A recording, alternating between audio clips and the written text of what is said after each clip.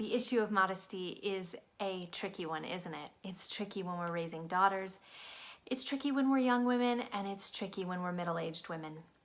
I've been thinking about modesty and trying to think of a way to approach it that's not legalistic. Because as we know, times and cultures change, the way women present themselves changes. And we also know that especially in raising daughters, the more that we begin to draw hard lines and say, oh no, you're not under my roof, we're almost paving the way for direct rebellion. And we don't want to do that. So how can we coach our daughters, and how can we evaluate ourselves when it comes to modesty? I've been thinking of the idea of advertising, because in essence, we are walking advertisements. The clothing that we wear sends a message to the observing world. These are my values. This is a little bit of my personality. These are the activities I do. Whether we like it or not, the world is gathering information about us based on what we wear. No, it is not the entirety of who we are, but it is advertising a little bit about who we are. Even if we could care less what we put on ourselves, even that is sending the message, I don't care about this. So when we stand in the mirror, what is the question that we should be asking ourselves? Here's what I offered to my daughters.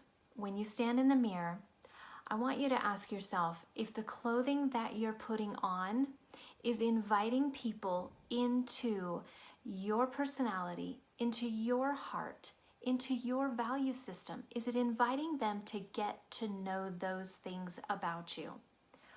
Or is what you're wearing or what you're not wearing inviting people into a world of objectification, lust? And is it inadvertently sending the false advertisement that you are available sexually when perhaps you're not?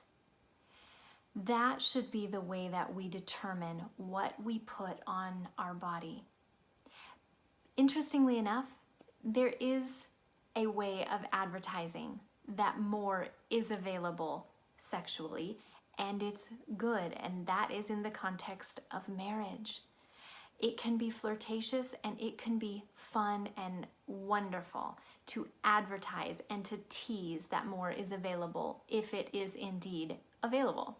But we want to keep that sacred, and we want our daughters to know that that is sacred advertising, and to steer away from accidentally sending those messages to teenage boys who can't help but conclude that the girl who's perhaps wearing the really low-cut top or the super short skirt, how can he not conclude that if she is willing to give that for free to the observing world at large, how much more might he be able to get if he pursues her a bit, takes her on a date, gives her flowers, tells her she's pretty and that he likes her?